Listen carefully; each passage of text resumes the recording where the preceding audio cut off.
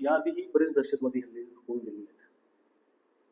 म्हणजे 1948ला भारत स्वतंत्र झाल्यानंतर पहिला दहशतवादी हल्ला झाला तो म्हणजे महात्मा गांधी यांच्यावरती गोळी झाडणारा नथुराम गोडसे हा पहिला दहशतवादी.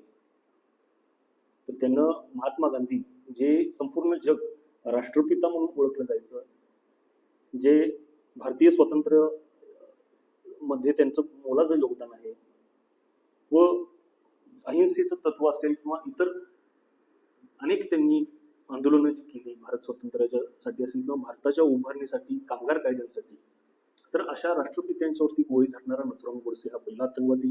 यानंतर देखील कित्येक आपण दहशतवादी हल्ले बघितले. भारताच्या माजी पंतप्रधान स्वर्गीय इंदिरा गांधी यांच्यावरती गुरुद्वाऱ्यामध्ये एका खलिस्तानी शीख अंगरक्षकाकडून झालेला हल्ला, म्हणजे तो खलिस्तानी लोकांनी केला होता. त्यानंतर राजीव गांधी यांच्यावरती झालेला दहशतवादी हल्ला जो तमिळनाडूच्या लिट्टे या दहशतवादी संघटनेकडून झालेला होता.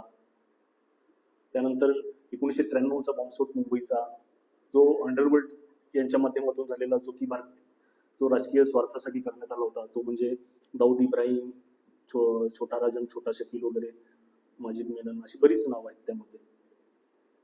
त्यानंतर संसदेवरचा, दिल्लीच्या संसदेवरती झालेला दहशतवादी हल्ला जो पाकिस्तानच्या दहशतवाद्यांकडून झाला होता, तो मुंबईतील लोकल वरती झालेला हल्ला. त्यानंतर 2008ला 26/11चा कसाब बरोबर 10-12 दहशतवादी आले होते मुंबईमध्ये, तो हल्ला होता.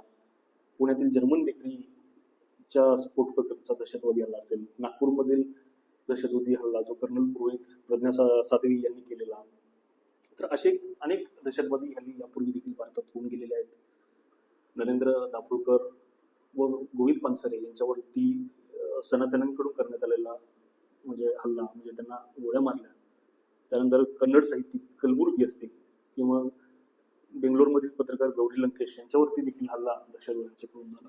त्यामुळं आतंकवादी हे फक्त मुस्लिम धर्मातलेच आहेत असं नाही, हिंदू धर्मातले देखील आतंकवादी या विविध घटनेतून दिसून येत आहेत.